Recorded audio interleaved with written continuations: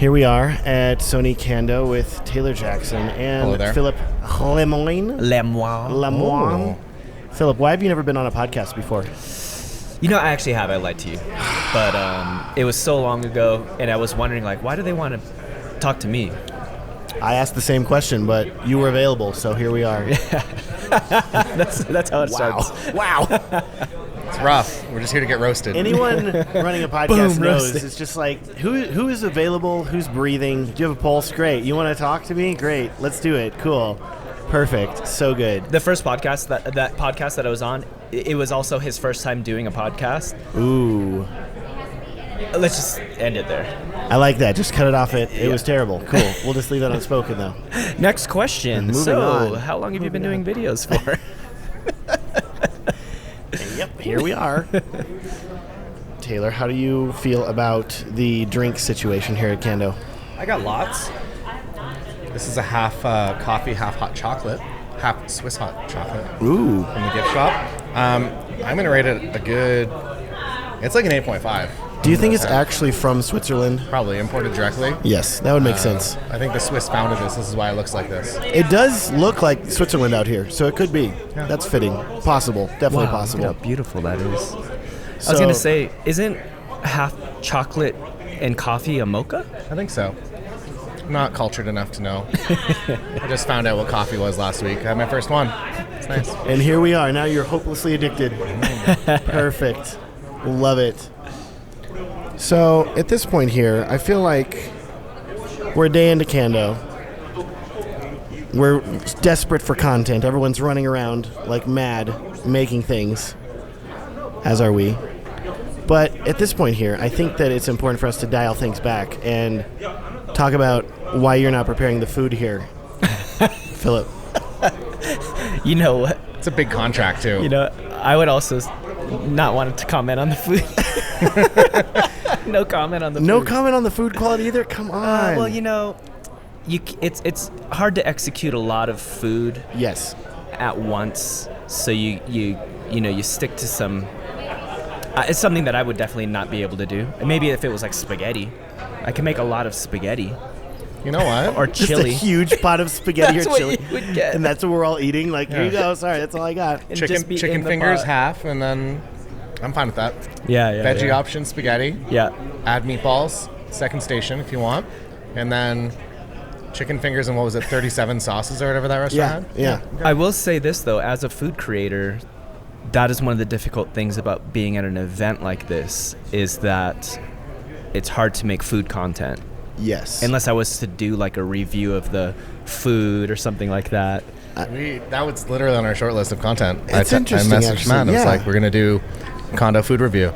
Yeah, because me and Taylor, I feel like we're all struggling here a little bit because me and Taylor are both in the wedding filmmaking space and wedding photography I saw a space. wedding dress. Jason Vincent had a wedding dress today. We've seen one wedding dress here. And so this is something where we're like, man, if we could have like a couple in a bride dress tuxedo, we could make something happen. But we don't have that, except for maybe like one person that's randomly here with it. So instead, we're looking for, and so you're over here like, there's no food here. Yeah, well, I guess there's food. But it's like I can't, as a cooking creator, it's like I can't cook the food. You know what I mean?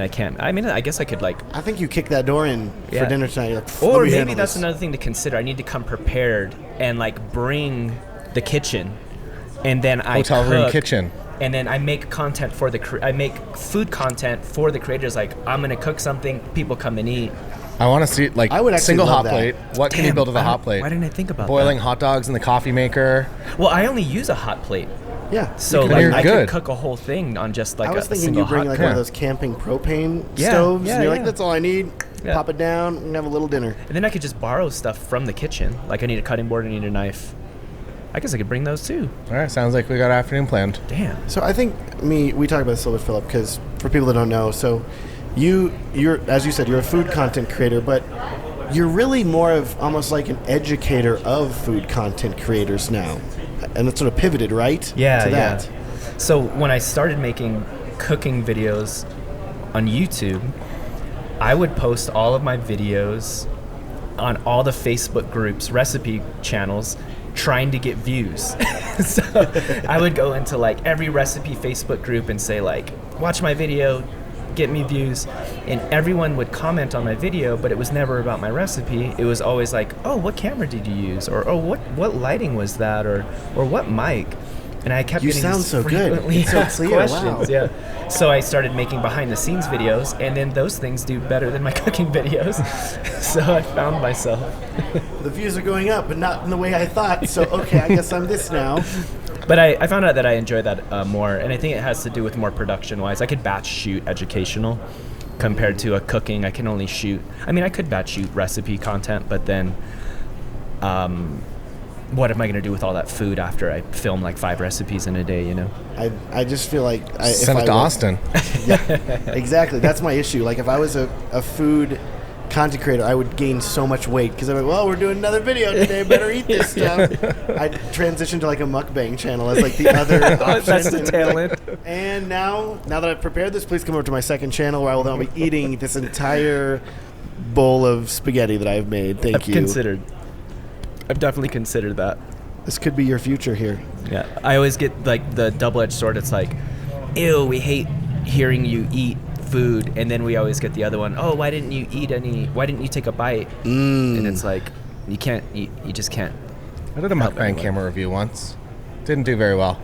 Oh, like your drop off was like pretty fast. Yeah, it was A&W.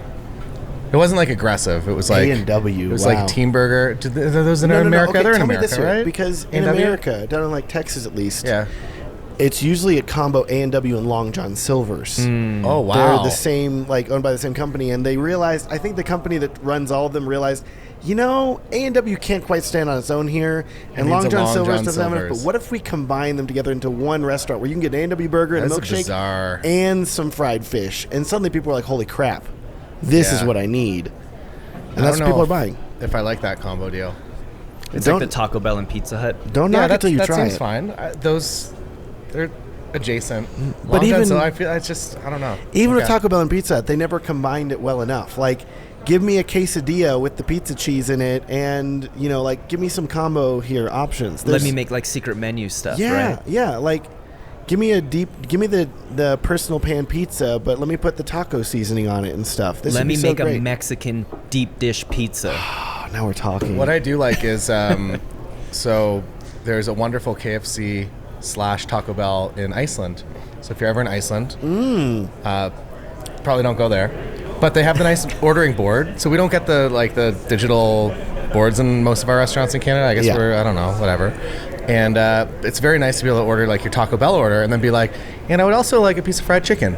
Thank you. I love that. I love that. I would love that. I would eat that. Yeah, that's great. So, I think food carts are the best place for like food hacks, though, in a sense of like maybe I can just go here and get the chicken fingers, but I like the fries better over here, and then I want to get this place has Pepsi, so I'm gonna grab a Pepsi from that spot, and you can kind of make a hodgepodge of food from everywhere.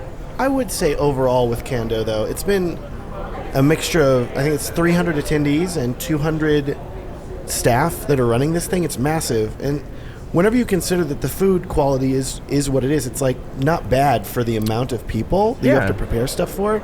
It's very difficult once you get to that scale of, we're going to make something really good that you're going to mind blown. Also, you're going to go through a buffet line and get it. Like, it's tough. Get that 3 Michelin star buffet.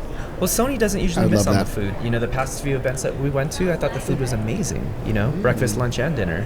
Not saying Sony's the one that's making the food. It's usually the location. No, I think the Sony employees, they're designing the cameras and like, all right, okay, we're done now. For this week, we have to make the food. Okay, cool. The engineering team a new from Tokyo. Sony microwave. Sony, do they have? I'm really kind of shocked at that. I know they've gotten into some consumer appliances, but I'm really shocked that like Samsung has dishwashers and like clothing machines, and Sony never got into it because there's a market there. Yeah. They have smart refrigerators where it has a full iPad on the wall. And I want a motorcycle. I want a Sony motorcycle though, like Yamaha. Fantastic. It's like, where do I go to buy my motorcycle, piano, and mics? What's that? That's that meme there where the guy's like, can I buy a motorcycle? And they're like, yeah. And they're like, I also need a piano. And the guy's like, you're not going to believe this, but we've got what you need. Like, wow. Who makes that? Yamaha. Yeah. There it is. They got it all, baby. There it is. So good. So, I don't know, going back to food, which is all that we really care about and all that I ever really talk about in this podcast. It's really turned into a food podcast for most episodes, just discussing that and all. But I'm intrigued because I've watched very little of your content. We talk at Sony camera events, and I'm like, oh, Philip's doing good. I know he's in Hawaii, and I see some of your work, but I don't actively watch you teaching me how to make cooking content because I don't need that. But what's like your most popular? What are you killing it at right now? So, I'm not sure if you knew this, but I'm actually from the wedding industry. I did weddings for over 12 years as my full-time gig. And my very first food content, which you can still find on the internet, is hashtag vendor meal for Philip. Vendor meal number 4, Philip with 1 L. And I will look that up. I took a picture of every vendor meal that I've got over the thing, and I wanted to make a coffee table book of all my vendor meals. And some of them are gnarly. Honestly, So I would nice. buy that. Yeah. Because there's a certain art to the vendor meal that photographers and videographers get. It is. I've had some rough ones, put it that way. Like, ooh, another cold turkey wrap, huh? Thank you. There's a lot of club sandwiches in there for sure. So many club sandwiches. Yeah. Chicken fingers sometimes too. I want the kids meal. Every time the meals come out, I'm like, I don't need another prime rib that's like one of 100 that you're cooking back there. Prime rib and crab legs again? Yeah. It's like, dude, it's so title? Just like, so sick of this wonderful meal that costs my clients $100 to pay. I'm all I want is chicken fingers. It's like prime rib and crab legs again? Yeah. Well, I've been there. Chicken fingers for vendors. Start the movement. I did have a bride at a wedding who had chicken fingers. Like, that was like, and she didn't make everybody eat it, but she's like, that's what I like. So I'm having chicken fingers. So I'm like, good Caesar for you. salad, chicken fingers. It's nice. You. Do you ever do weddings where they have like the late night snack? It's usually like after the dance. Yeah. That is the best like food to me. It's usually like pizza or like sliders or like chicken fingers. McDonald's order comes in. Yes. In Texas, it's smell the Whataburger. fries. They will do after 11 p.m. Whataburger does their breakfast menu from 11 p.m. to 11 a.m. because they're a 24-hour restaurant. And so you can get these taquitos. They're just basic breakfast tacos, like bacon, egg, and cheese tacos. And it's funny because they rarely ever present the late night snack in this like beautiful way, like they do the dinner that they have. I've been there, and there's just a table, and they just dump a pile Greasy of burritos table on it, and they're just like, here you go. And I'm like, I'm fine with that. It's like Thank a crab you. boil. I'll dig in there and get a warm one from the middle. This is great. I will eat this. Yeah. That'd be great. Has anyone done like a boil like that where you just like dump, but it's all like poutine and like fries and like burgers? I think that'd be very funny. I've never had poutine at a wedding. No? You gotta come to Canada. Do they have that out there? I would say pretty often. Nice. So it's like it'll be a station usually. So it'll be fries, and then it'll have a variety of dips. So you can do kind of whatever you're feeling, but you'll also have the gravy option. So you can build, and you'll have a cheese curd. So you can build a proper poutine. Now I'm interested in hearing what's the typical meals that you would get at where you're from, and we can maybe talk about that based on like our states or our countries. I want to take one interlude to say that one of the best wedding meals that I ever had was in Hawaii. Ooh. In Oahu, actually. Nice. Yeah, I think you made it, actually. You were there. You were cooking I in was the back. cooking. Perfect, yes. No, it was at some hotel there, but there was only like, I think, a 15 or 20 person attendees at this wedding, and they wanted it at the hotel, so they had it like the hotel chapel on the beach, and it's like downtown Oahu. I'm sure you've been there. And then for the reception, they required people to spend a minimum amount to have the reception there. So they basically got like all the add-ons that the hotel offered to hit the minimum required. So there's only like 20 people, but they had like a sushi bar. Yeah. They had a whole like just this whole massive spread, and it was all just incredible food. And I was like, this is what I need. I need sushi bars at every wedding. They fresh got this fish. And then they're like bringing out these kids meals of pineapple, and they're like, oh, it's like fresh Hawaiian pineapple, which is mind-blowingly good. And I'm like, I need another kid's plate actually of pineapple for me. Thank you. Okay, cool. Amazing. I miss weddings so much now. It was always a vendor meal. You're gonna go back to it now. You're like, this is what I need. So yeah, that was my best vendor meal, which I think kind of answers your question too, that you were asking about good ones. Everyone's best vendor meals in Hawaii. That's good. Yeah. I don't know what. I feel like I'm pretty consistent, and I work maybe 6 or 7 venues, and I just work them over and over and over again. So I see the same dinner. It's great. It's like a fantastic group that like does it. So the food's actually like top tier, but it's very much the same like options of usually chicken, prime rib, salmon, and then sometimes a hack together kind of vegan option that's also the veg option. They've started improving that. I feel like that's a trend I've seen in like the wedding industry at least, is that the vegetarian option, like 5 years ago, was always just absolute trash. And I feel like every year the chef puts a little bit more effort into like making that dish. And then the other bummer is that it's pretty much the same menu. So if they do the fried portobello mushroom, that's the veg meal for the entire year. So you're kind of stuck with it. But and that's what you get. I get the same thing over and over. I've had a bag of chips one time. That was probably I'm not going to say it was the worst because it was nice. They were ketchup chips, actually, a Canadian specialty. Oh, yeah, I've had those. Those are good. Yeah, so it was a family-sized bag that my second shooter and I got at like a golf course that the wedding was like, I would ballpark at 120 grand for the wedding. We were just in the pro shop lobby kind of and eating our chips. Just killing a bag of chips. That's no great. Big deal. I would take that over. I'm very introverted, and by being at a wedding day, I very much deplete all of my mental resources. And I would take that bag of chips in a lobby over sitting at a table with a bunch of guests that are going to ask me the same questions, and I'm just like, I just want to not talk for like 20 minutes. I need to re-energize. Yeah, and then... That's usually me on the drive home from the wedding. I could go all out, and then I'm driving back like, ooh, silence. I don't even have radio playing or music. I'm like, no, it was loud enough at the reception. That's the truth. I just need to get home and not hear anything for a while. And even when I get home, I just need to sit on the couch on my phone for like 30 minutes and just complete veg. Yeah. Like, and then I'll talk to my wife after. I'll usually take a bath. I'll go like have a nice bath just laying there like, okay, now I can go to bed. Okay, I feel good. Like even if it's super late, I'm like, no, I just need this for a moment. This is just for me. Just for me. You wake up at 7 a.m. in the bath, just frozen. Oh no. Oh, no. This is bad. This is not good. Not good. So when it comes to vendor meals though, how about the cocktail hours? Do you ever just maybe sneak in and grab we call them poo-poos on Oahu. You ever grab a poo-poo on Oahu? If you're watching the video version of the pod, you'll see a surprise guest that wandered into the frame. I was hoping he was going to poke up from behind the bushes. You got the poo-poos? Yeah, we got the poo-poos. Did you ever get like a spam musubi or anything like that? Oh, yeah. They always do cute ones. It's like they press out a heart. You know what I mean? And then it's nothing like... more romantic than some heart-shaped spam and rice. Like, ooh. Yeah. Or they make like mini musubis. So it's like they cut them in half so they're like smaller and cuter. You know what I mean? They're like little... I feel like Hawaii's really embraced the spam, but... In Texas, it's still pretty like, spam. But really? Yeah, it's weird. But then, like my wife's family has a big get together, and her uncle made this like potato casserole with meat and all, and everybody's like, "Oh, this is so good! Oh my goodness!" He's like, "It's spam." And like, reaction cameras, curtain drop. Yeah, like, it would have like turned everybody like, "Oh my gosh!" He like pulls a napkin off the thing. It's got a can.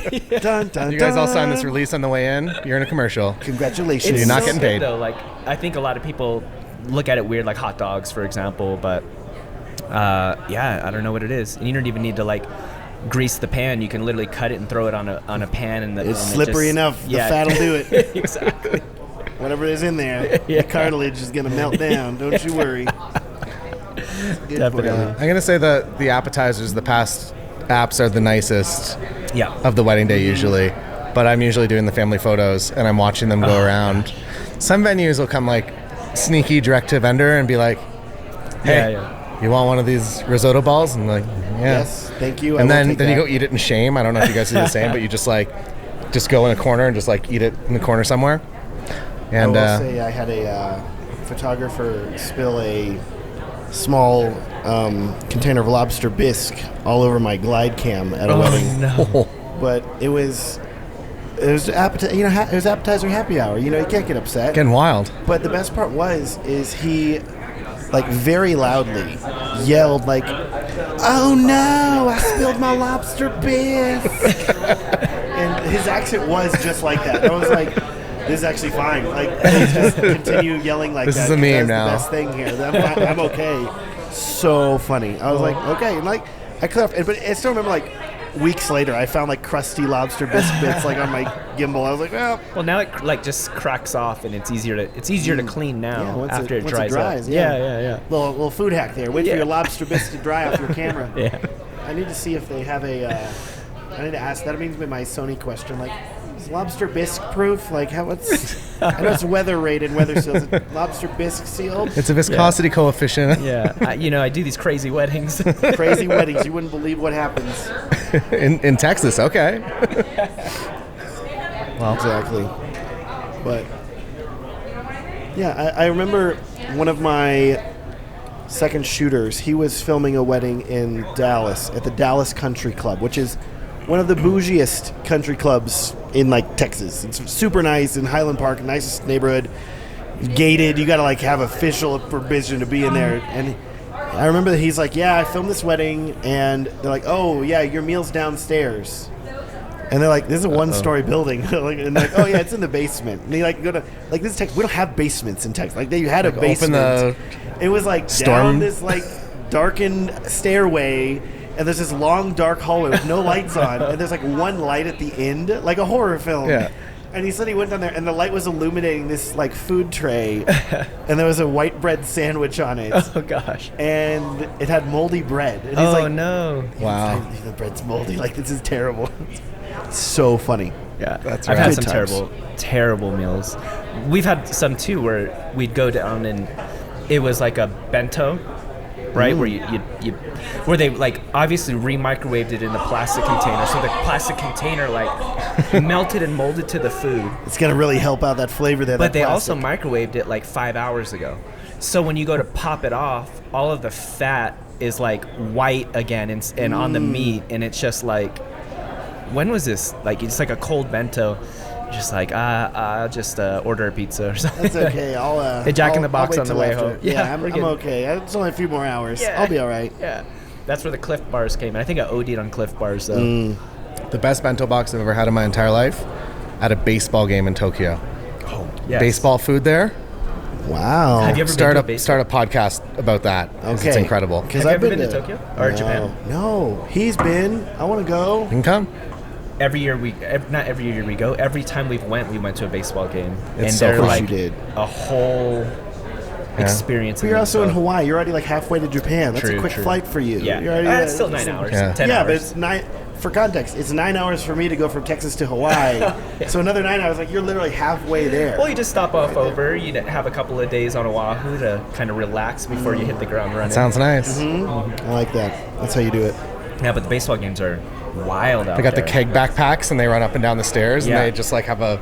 They just like fill you up. Yeah. Wow. We're gonna hijack this podcast. It's all gonna go to Japan That's now. fine. You can bring it to Japan. That's perfectly all right. Their food options over there too are like amazing. Actually, you can bring beer into the game.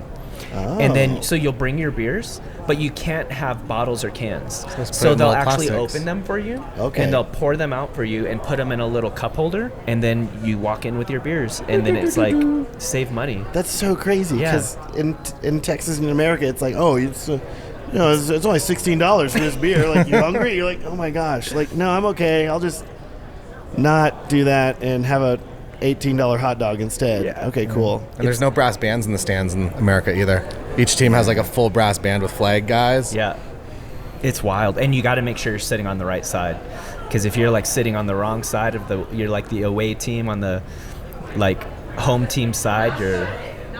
I mean, I guess we're on the away team. We're not from there, so. I'm supporting the home team this time. I just whichever like team it I is. want to sit on third baseline because that's like the best possible way to catch a foul ball. So I always try and get third baseline, but then just realize. Yeah. Have you ever caught a foul ball though? No. But They you're don't still hit thinking. it. There's never foul. It's always exactly perfect. The Japanese, they're Yes. incredible at Perfect, everything. Precision. I Yeah. love it. Exactly. Oh my goodness. That's good. We were talking about bentos, right? Yeah. See, I'll talk about bentos, and like I think of like a bento box at a sushi restaurant, and I know that you're probably just talking about like the little plastic boxes that have like little cutouts for different sizes. But we never call them that or think about that. It's just like a to-go container or something like that. That's what I'm eating at here. So whenever I hear bento box, ooh, sounds fancy. Wow. Oh no, it's just a plastic container. Never mind. Okay. Yeah, those usually give them like vendor meals are like bentos too. We get those a lot. But the big one, like you said, they have the sushi freaking counters. We jump in those all the time. It's weird being a vendor too, and it's like, oh, we got to eat now because by the time everyone gets seated, then we have to work again. So, Oh yeah. hop in line first. I do that. Yeah, we do that. Yeah. I will say that the invention of Uber Eats takes a lot of stress off. That if like you just don't get fed and you got to order something, Yeah. So do you It do can- that it can often? show Do you up do now. an Uber Eats delivery every not once to in a a while? wedding. Every I- once in a while though. No. Going back in time and thinking about some of the weddings that I was at Yeah. in the early years, I think that Yeah, there were some times that I almost called a Domino's. I didn't, because it's like, I feel like usually it's not your couple that screwed it up. Yeah. Usually it's like they tried to put the food order through, and then the venue just kind of screwed you on it. So I don't want the couple to know that on their day. Yeah. And if the pizza guy shows up, they're like clearly it's just for me. It's gonna fine, know. No. Yeah. I just was extra I've had hungry. a DJ do it though. Nice. Yeah. Get the DJ on the dance floor. The pizza guy out there, crowd surfing. Like, you can get anywhere with a pizza box. The pizza. We've ordered a pizza at a wedding once because of that issue, but the pizza location was on property, like at the hotel. Okay. So it was easy for them to just kind of like bring it over, and then we just kind of put it into the vendor room, like, deliver it to like this side of the ballroom, where it was like all the vendors had to hold their stuff because I wasn't allowed to be seen inside of like the actual. Can't be seen eating as a vendor. No. Yeah, exactly. Gonna hide you away. Yeah, can't have your tripods. My friend Phil has a hot take about weddings. He was on the podcast recently. He had a hot take about wedding ceremonies. He's like, hot take, but like if the wedding ceremony's long, and I know they're not gonna be moving, like he's like, I'll leave. He's like, I'll leave like a second shooter there. I'll go do a drone shot. I've sent second shooters to go get food before, like, whatever. And I'm like, good for you, How buddy. long are these ceremonies? Like even a Catholic ceremony is like 50. You get hour-long Catholic ceremonies, you know, you got time. But first wedding I shot with him, he like left and flew his drone during the ceremony. And he's like, you got it. And I'm like, do I though? Hey, Matt, open up the doors. Just fly the drone right in during the ceremony. Cruise it on in. It's like they said we're not allowed to move during the ceremony, but they didn't say anything about drones. Yep, don't tell them anybody. You're just doing it. Hot take on Catholic ceremonies. Do you charge more for a Catholic ceremony because it takes not necessarily longer to shoot, but longer to edit? No, I wouldn't say so, because at least for wedding films that I'm doing, it is a longer ceremony, but that's only longer in the filming of it. Usually the actual part that you're going to use in the wedding film is similar. It's like you're going to use the vows. Yeah. You're going to use them being pronounced as walking married. Down the aisle. You're going to use the kiss. You're going to use the aisle. Like, you're not going to, if they do like a full mass, you're only going to show a few sips of that, you know, a few moments of people coming up. You're not going to be like, well, then here's a 15-minute mass segment. Well, what about doc edit? If they're like, we wanted like a full cut. If you're going to do the full doc edit, even then, it's not much more work, because you're watching it like 2 times speed and you're blazing through it and you're like, well, they were just up there. Okay, cut. Yeah. You can do it really fast.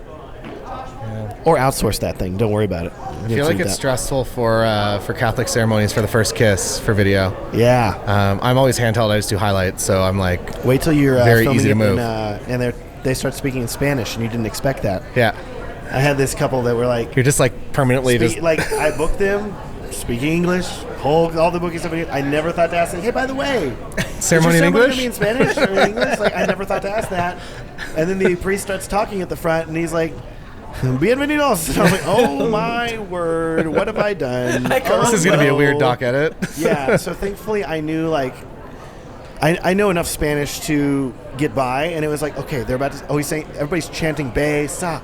I'm like, that means kiss. They're going to kiss. Okay, I'm ready for it. I'm locked on. I got it. And it worked out, but terrifying. I always feel like Catholic ceremonies were always the strictest venues, too, where it's like, you can't go past this pew. That's why you fly the drone. You can be anywhere. You can't mic the priest. Like, the priest doesn't want to get mic'd. You're not allowed to put a microphone on him. I think that I should really make a shirt. It'd be terrible and really terrible. I would never do this, because I really think, like, you should obey the rules within reason. 100%. And you should definitely, like, communicate with the vendor. And I would much rather you have, like, talk to the venue ahead of time, ask their permission.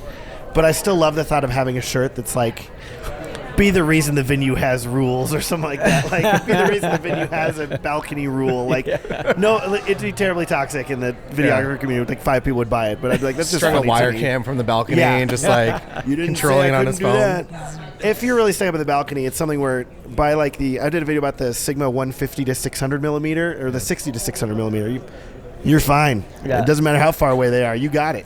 I'm outside through the window. I'm over there. Yep, they're way over there. It's okay. I still got them. Doesn't matter. Yeah. Well, on that note, let's go get some dinner.